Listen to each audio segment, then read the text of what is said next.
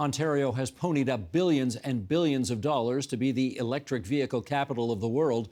But with the Trump administration's pivot away from EVs and tariffs on top of that, has this province's investment been misguided? Let's ask. In the nation's capital, Brian Kingston, President and CEO of the Canadian Vehicle Manufacturers Association. And with us here in studio, Rachel Doran, Vice President of Policy and Strategy of Clean Energy Canada. Josipa Petrunic, President and CEO of the Canadian Urban Transit Research and Innovation Consortium. And Greig Mordue, Associate Professor in the School of Engineering Practice and Technology at McMaster University and the ArcelorMittal Dofasco Chair in Advanced Manufacturing Policy. Great to have you three back here in our studio. And Brian, nice to have you on the line from the nation's capital. Going to put you to work right away because, of course, we all want to know today how the 25% tariffs on automotive are going to affect this country's industry. Tell us. Well, tariffs will have immediate and devastating effects for the automotive industry, not just in Canada, but across North America. We have created a North American supply chain through decades of intentional policy meant to reduce barriers, align regulations, and create a totally integrated market. When you put a 25% tariff on those components and finished vehicles that move across the border, it will lead to production losses, potential job losses, and of course, price increases for Americans of these new vehicles. So this is a very dire situation. We're hopeful that there still remains an off-ramp, but if they do go forward, we're going to be in serious economic trouble. Rachel, one of the things I don't get is if a car is produced in Canada by an American-owned company, but it's going back and forth over the border multiple times with some parts that are Canadian and some parts that are American, how do you know if it's a Canadian product or an American product and whether it gets tariffed or whether it doesn't? Well, I think it's going to be complicated, absolutely. And you pointed out, a vehicle can go back and forth across the Canada-U.S. border 8 to 12 times. And so, I think, as Brian pointed out, automakers are really, have used that to really leverage an integrated North American market that all of a sudden we're putting kind of a new line across. So, I think how the supply chains reshape themselves is going to be a product which we're watching how it rolls out. But certainly it shows just, the absolute challenge for a market that is used to really operating as one. What about, for example, Canadian manufacturers? You want to give me the example buses? from buses in Winnipeg? Yeah, absolutely. Well, it might help folks to also understand a little bit about what is a tariff, right? It's just a tax at the border, essentially, is what it boils down to. So if you look at something like New Flyer Industries, they make buses in Winnipeg, very important manufacturer. They own most of the North American market. Or Nova Bus in Quebec, they own most of the rest of the North American market. If part of that bus, let's say the axle and let's say the powertrain are partially designed in Winnipeg, then it gets to the border and it's hit with a tax, pretty much a 25% tax on that portion that was made in Canada, goes off to the factory in the United States to get packaged up with the rest of the component parts, say a motor, a battery pack, or a diesel engine. And then that gets packaged up and sent back over the border back to Winnipeg for the rest of the bus to be put on top. Well, that particular item, at least a component of it, was hit with a tax when it crossed the border at least once, which means when the bus comes back to Winnipeg, a company like New Flyer has to decide, do they swallow that loss, that 25% hike, or do they pass it to the customer? Now, it probably won't be a full 25% hike because the whole thing might not be taxed. It's just that part when it crosses the border. But somebody's going to have to pay for that, and that means usually with transit buses, taxpayers end up getting more expensive buses pretty much overnight. The other danger there is if there's retaliatory tariffs. So if the Canadian government does come out hard and fast and strong as they do and say, listen, when stuff comes back over the border, we're going to slap it with some taxes too. Well, then that powertrain and those component parts, when they come back over the border to get to Winnipeg, get hit with another tax. Greig, this sounds nuts. Is it? Well, of course it is. But and Brian's absolutely right. We've built up these integrated supply chains since 1965 and the Auto Pact, and we completely changed our automotive industry at that point in time. But the auto assemblers and the automakers have been going through an enormous process of trying to figure this out and their contingency plans. And they'll be looking at where do we get these RX 400s or 450s that are built in Cambridge, and where else can we get them? And the issue is not can we make vehicles in the U.S. They can make vehicles in the U.S. How do we avoid the tariffs? And so they'll be going through all kinds of hypothetical machinations. Can we build these? Can we supply the U.S. from Japan and pay 2.5% tariffs instead of 25% Canada? Can Canada divert its production from going into the U.S.? Can it divert it and send it to Europe, where the plant in Japan might have used to have done? So those are long-term decisions. They don't happen overnight, but that's what we're into now. Well, let me ask Brian about that. Do you think there are meetings happening as we speak at the Canadian auto manufacturers thinking about how they can, I don't know what, avoid going to the States and do business in Europe or Japan instead? Oh, well, absolutely. I mean, auto manufacturers are notorious for having extremely efficient supply chains and having multiple contingency plans in place. All you have to do is look back to the Ambassador Bridge blockade to see the amazing efforts that auto manufacturers went through to divert trucks, use other modes of transport, and keep plants open. Remember, every hour a plant is down, a line is down, you're talking about millions in dollars in costs. So they will be doing everything possible to determine what could be done to avoid the tariff. The one challenge, though, with the Canadian industry is we are so deeply integrated north-south because of the USMCA and the Auto Pact. So the ability to suddenly change your manufacturing and say, you know what, we're going to send this to Europe or Asia, very, very difficult in the near term.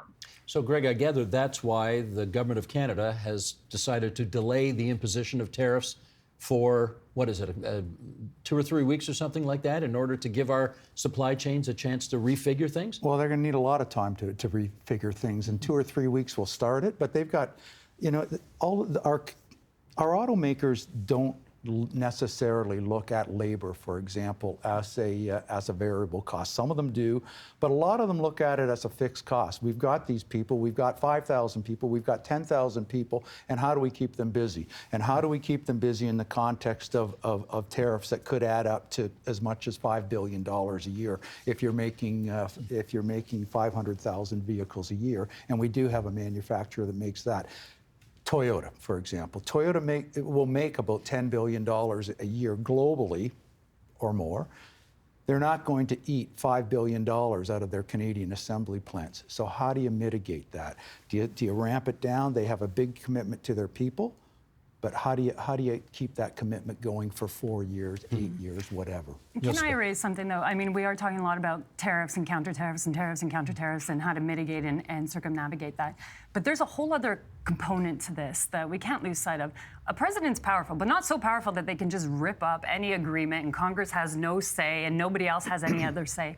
There are courts, and more courts when it comes to fair and free trade. So one of the components that I would imagine is occurring in terms of the discussion in the boardrooms, or it should be, certainly it should be happening in Ottawa right now, is taking it to the courts. CUSMA has Chapter 31. You have the ability of state-to-state negotiations and adjudication. We might say, well, Donald Trump doesn't believe in that. Donald Trump could have a stroke tomorrow. We have to understand, is it the Republican Party and the entirety of Congress that also is going to ignore the adjudication process? So we need to start that process, state-to-state adjudication, and basically suing the Americans for what they're doing. Secondly, within CUSMA, we have a Mexico-Canada arrangement that we negotiated. If I were Justin Trudeau or Pierre Poilievre, but especially Justin Trudeau, I would be having a pied-à-terre in Mexico City right now with President Sheinbaum, and basically identifying how the two periphery countries under the labor agreement under CUSMA can start to get together and form an alliance of things that we can negotiate together. And the third thing that is in there is corporations can still sue governments under CUSMA. Something we don't like, because we don't like it when companies sue us and taxpayers, but every company can, in fact, sue the American government through CUSMA and through the WTO. So we still have that capability as state-to-state negotiations and adjudication. We have the ability to form an alliance with Mexico under CUSMA, and we have the ability to take it not only to the WTO, but also have our corporations sue. Let me ask the overarching question then, and Rachel, I'll start with you on this. Liberal governments, conservative governments, federally, provincially, they have all invested billions upon billions of taxpayers' dollars in this sector, in the EV sector, because they've made a bet that this is, you know, what did Gretzky say? Go where the puck is heading, not where it's been. They think this is where the business is going. Are we still, today, in light of all of this tariff nonsense, as bullish on those decisions as we once were? So, I mean, just to raise the context up, 10,000 feet here, there has been, as of 2024, $2 trillion invested in the energy transition globally. A third of that investment has been in electrified transport. We've seen investments from automakers globally reaching the $1 trillion level. Not all that money's out the door, but it's just to put in context, even if we're seeing a slow in south of the border around electric vehicles, that is not necessarily the direction of travel for the rest of the world, where we're already seeing major uptake and year after year growth of electric vehicles globally up to 25%. So, best case scenario, of course, that we're talking about here today, we try to find a way to, continue our partnership with the United States. But a lot of people are looking around in Canada and saying, well, what's our backup plan today? And I think a clean growth plan, it's really important to then double down and think about how is Canada going to be involved and continue to leverage its competitive advantage and look for new opportunities. We need to continue to follow the rest of the world. We can't just stay with where the U.S. is going blindly. We need to have, kind of consistency. Well, let me ask Brian about that. Should we still be as bullish on these billions and billions of investments in the EV sector as we once were in light of this tariff war? Absolutely. This is the direction that industry is going. This is the most promising technology. And as you just heard, billions, if not trillions of dollars is going into this transition. So there's no question about what the end goal is here. But absolutely what we're going to see in the near term is a slowdown in EV adoption. We are seeing a reduction in consumer incentives, ongoing charges with or challenges with charging infrastructure. This is slowing the transition, and a lot of the forecasts for EV uptake in the United States, in Canada, they have come down from the very bullish forecasts that we saw 2-3 years ago. But no one is questioning that we are moving toward electrification. What we're not clear of right now is what will that pace be? I think it's safe to say that 100% EV by 2035, as Canada had established, was never realistic. That's a total fantasy now. That's not going to happen. But that doesn't mean that we're still going to see massive amounts of electrification. And look, I encourage anyone, if you haven't been in an electric vehicle, try it out. The driving experience is fantastic. And like any technology transition, once you get over those barriers and people are exposed to it, they will see that this is a superior product. Greg, your view on that? I mean, if you're in the business of electrification of mobility, or if you're in the business of generating support for the auto industry, of course you're going to be supportive of the incentives that were provided. But the reality is, we committed as Canada $42 billion, Canada and Ontario and Quebec for that matter, $42 billion for battery plants worth $19 billion. That doesn't make any sense. Well, we wanted to be number one in the world. That's why we did it. Well, we are going to build the batteries that we're told to build in the volumes that we're told to build using the processes that were generated outside of Canada, in Korea, in the US, in Germany. We are not building an electric vehicle supply chain in Canada that is start to finish. We just aren't. We've paid an enormous price. Frankly, $42 billion could have bought you Stellantis, probably could have bought you General Motors, which has a market cap of about $50 billion. Ford has a market cap of $55 billion. Honda has a market cap of $40 billion. We could have bought any of those companies, and I'm not suggesting that we should have, but I'm just trying to give you some context of what we paid for. So Volkswagen, with a market cap of $50 billion, we're prepared to give them $17 billion for a single battery plant. It doesn't make any sense what we've done. We could have said, okay, we're spending money. We could have built 20 brand new hospitals. Those are important for Ontario too. We overpaid. Yeah, I don't disagree with you, Greg. Are the investments inflated and overpaid, especially in the hype of Mr. Champagne going around the world and attempting to attract these investments? Yeah, probably, definitely. And if you look in that list, I mean, there's money going into Lion Electric Bus, which is declaring bankruptcy now, right? So you can nitpick in there and say, we probably could renegotiate some of those elements and do it behind closed doors. But in terms of public facing, is it in the right strategic vein? Absolutely. So Doug Ford is right to come out and say, basically, we're staying strong in these investments. Now, behind closed doors, maybe renegotiate some of the inflated investment into corporate welfare. But on the front end of it, investments into this supply chain and critical minerals, especially around the Ring of Fire, are we right to articulate that this is the way of the future? Yes, because I have no doubt what is underpinning Donald Trump's regime of activity right now is access to those critical minerals. Rachel, should we second guess the EV bet we've made? So we did a study in 2022 before any of these gigafactories were landed, really highlighting that this could be a huge opportunity for Canada. There are massive shifts in global supply chains happening around the energy transition. We saw the U.S. south of the border play big in the Inflation Reduction Act and kind of set the table stakes. It's like, here's what's going to take to attract investment. Canada, leaned in. I think in our study, we really, to Greg's point, highlighted the value of the EV supply chain overall, and that maybe there's a big boost for Canada's GDP and jobs by investing in things that may not be quite as splashy. It might not be a gigafactory. It might also be just the processing of critical minerals, trying to do the upstream things before it actually gets to the battery production. Battery plants, though, are a big attractor of jobs and GDP. I don't think we are in a position to comment on individual deals, but I would agree to the trajectory of we need to be thinking about a clean growth plan in Ontario and how to leverage the competitive advantage of clean electricity, talented labor, and critical minerals. And that's why Bloomberg, in addition to connection with the U.S. market, ranked us #1 for battery supply chain potential in the world in 2024. I think this is an economic opportunity it would behoove us not to turn our back on, but try to think again about how to get the best benefit for Canada. Okay, but Brian, yeah, please. I actually wanted you to jump in on that. Yes, indeed. I want to get the facts clear on the supports that have been put forward to attract these automakers. The overwhelming proportion of government support is through production subsidies. And what that means is the government, to match what the US had done in the Inflation Reduction Act, where the US is subsidizing every single battery out of a plant, the federal government with Ontario put in place a similar program. And to be fiscally responsible, they had to assume that these battery plants will be producing the maximum number of batteries. And that's how they calculated the size of the production subsidy.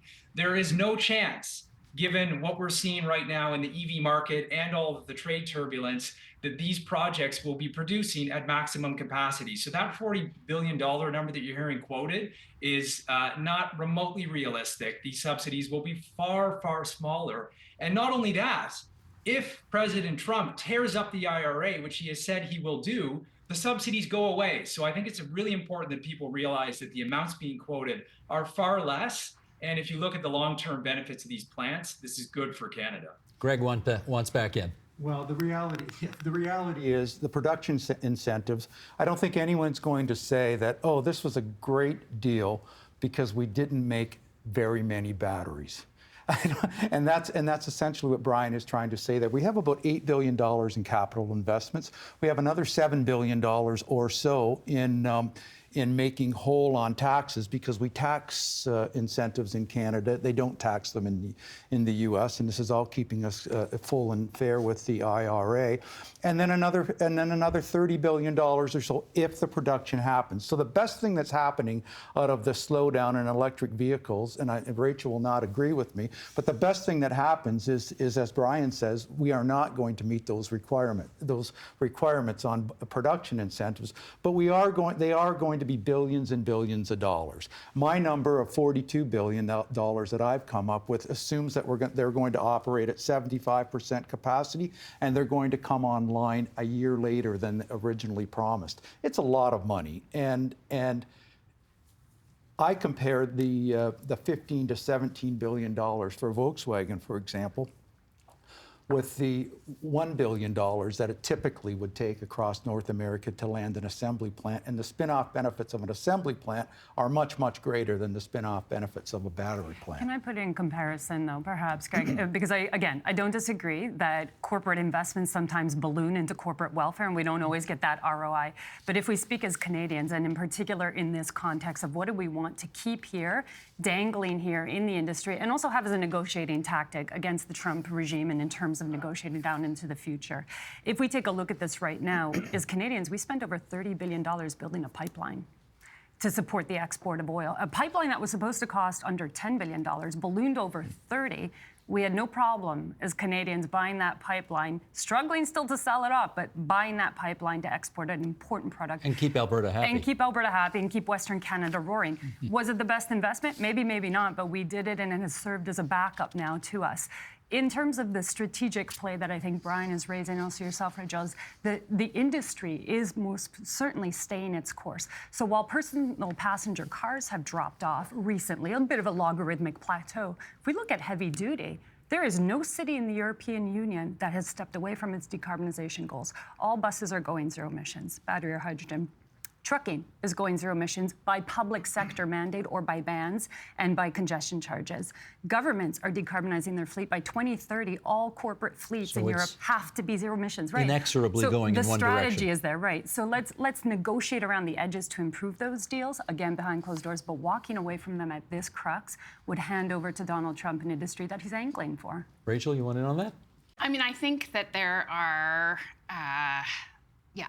I would echo a lot of what's been said here. Like, we need to stay the course. Ontario, the auto sector is an incredibly important part of Ontario's economy. So the benefits of electric vehicles are, one, economic for Ontario and the production, and two, for the household. So there's no time like the present to be thinking about the energy security of using your own electricity, which is domestically produced, and actually is proven to save, drivers over the lifetime cost of their vehicle. So electric vehicles is a benefit for Ontarians to drive and a benefit for the economy to produce. The exact details of, again, an individual deal, the more important piece is how do we keep a foot in the door of this massive energy transition investment? Well, you won't be surprised to hear all four political parties, the main parties that are represented in the Ontario legislature, have some ideas on that. Sheldon, if you would, middle of page 3, we're going to do just some bullet points here on what the four main parties are saying.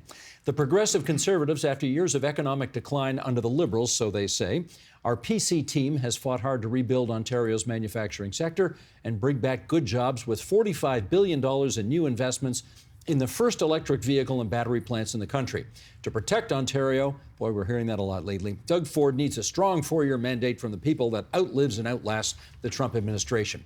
Okay, how about the official opposition NDP? New Democrats will not only keep Ontario's electric vehicle commitments, but will also build on that progress to create and sustain new auto jobs in a thriving EV market. If the worst hits, we will be ready to take care of our people with a strong income protection program. As your next premier, I will support a smart, tough, and unified tariff response that hits back hard. So says Marit Stiles. Bonnie Crombie and Ontario's Liberals will diversify our economy to insulate ourselves from market changes. Yes, we will stand up for auto workers. Yes, we will support the EV sector. But unlike Doug Ford, Bonnie Crombie won't put all of your money in one basket, leaving our economy vulnerable and our workers at risk. And finally, the Greens. They are strong supporters of Ontario's growing EV industry. The investments need to be accompanied by credible measures that make it easier and affordable for people to buy and use the EVs we produce, like purchasing rebates and expanded charging infrastructure. We will continue to fight for a strong Made in Ontario EV strategy that puts people and workers first. That's what the four main parties have to say about that. Greg, what do you like about what you just heard? I don't like much of what I've heard, frankly, for the same reasons that I communicated 5 minutes ago. The reality is the U.S. has put the IRA and the incentives on pause. And on pause probably means on long-term hiatus. So if what we're trying to do is not poke the Donald Trump bear, we don't do that by saying we're going to double down on our investments that we made in the sector. If the government of Canada has said if IRA disappears, we're going to pull back from our investments as well. That's the responsible thing to do. They shouldn't have gotten there to start with, but that's the responsible thing to do now. However, if Doug Ford wants to keep his multi-billion-dollar investment, he's going to have a lot of trouble. And he's going to have a lot of trouble with the perpetuation of the tariffs in the U.S. It's going to be all the difficulties that Brian have communicated, exacerbated over a longer period of time. Let me get back to Brian. You've heard what the four parties have to say. What do you like? What don't you like? Well, I'm encouraged by the commitment to the sector and the auto industry. I think everybody recognizes how important auto is to Ontario's economy and the fact that it creates good, well-paying, largely unionized jobs in the province. The only thing that concerns me is there does seem to be a belief that somehow the PC government has gone all in on electrification only. Not the case. We have a very diversified automotive sector. Yes, we've secured some major investments into battery plants. We've got Windsor that's retooling to electric, CAMI building an electric truck. But we've also got gas-powered vehicles still being built in Ontario, and Premier Ford has been very supportive of that. So it's a diversified auto sector, and flexibility is going to be the key as we go through this very choppy transition. You need all powertrains. We're going to need efficient gas-powered vehicles. You need plug-in hybrids, full electric, the full suite. So I'd like to see a little bit more understanding of that by some of the parties, that this is a diversified industry, and the current government has, in fact, supported all of those investments. Josipa, your feedback on what the four parties have to say. Yeah, we'll definitely get rid of the EV incentives. There's no need for that. That's wasteful tax dollars into the incentivization of people to buy cars. The rising oil price alone, with tariffs or not, drive people to smaller vehicles, smaller engines. They always have, they always will. Let's rely on that. But in terms of staying the course, I like what I'm hearing about staying the course publicly around electrified vehicle investments, but more importantly around manufacturing investments, because you have to give market signals. We're in the emergency room situation. We're not in the ICU yet. So in the ER, we're trying to stop the bleeding. At least the parties right now are recognizing you stop the bleeding by giving market signals of stability. But Greg, to your point about the US is going to rip up the IRA, yeah, they are. Why? Because it's Biden policy. Do I think for a minute Donald Trump and the Republicans are not going to come swinging back with industrial policy that equally invests, if not more, into their pet projects? Not for a minute. They're going to come swinging back with industrial policy, not called the IRA. Call it something else. Call it like something else. The Donald Trump Wonderland, whatever they want to call it. Industrial policy is going to come swinging back. And we don't want to be swinging away at a moment when we can tweak and use the scalpel rather than the axe, as Obama said. We can tweak those agreements, line ourselves up, keep the market signals where they need to be. And the last thing I will say is the diversification. Nobody's mentioned hydrogen here, but to their great credit, I mean, the Ontario government did come out with a hydrogen strategy. Lots of provinces have. To the discredit of every province so far, almost no money has gone into a hydrogen strategy of significant sort that would build out that industry. We have hydrogen producers here. There are zero emissions vehicles as well, zero emissions energy production. It is the kind of investment that would actually securitize a niche market in the province as well. Last word to Rachel. So a few points on diversification. Batteries are the largest growing clean energy technology. There's going to be markets in stationary battery production as well. It is not even just the EV supply chain. And south of the border, we're still seeing places like California and 40% of the US auto market still fighting to keep mandates headed towards auto vehicle, electric vehicle uptake. So we can expect to see some uptake south of the border. 50% of US citizens polled said they were open to an EV in the next 5 years. So there's going to be some organic demand there. In terms of domestically, encouraging to hear, some conversation around the supports to help Ontarians benefit from this. We're seeing Dodge Charger EVs produced in Windsor, and the only places you can buy them in Canada are Quebec and BC. Because there's policies there helping support uptake, we see uptake getting up to as high as a quarter and a third in those jurisdictions. And it's because EVs, they do save people money over time, so helping people just deal with the upfront costs so they can benefit from long-term savings is actually a household affordability measure, in addition to the emissions benefits, which can be up to 90% of the life cycle emissions of a gas-powered vehicle. So there's a number of layers of benefit here, and I think, definitely interested to see all parties leaning into both growth of the battery industry, but also clean growth in general, and looking for some of those surrounding supports as well. Good.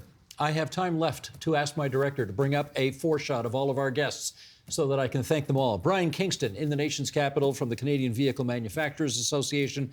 Rachel Doran, Clean Energy Canada. Josipa Petrunic, Q-Trick you call it, right? Q-Trick, Canadian Urban Transit Research and Innovation Consortium. And Greig Mordue, McMaster University, where he's got the ArcelorMittal Dofasco Chair in Advanced Manufacturing Policy there. Great discussion, everybody. Thanks very much. Thank you. Thank you.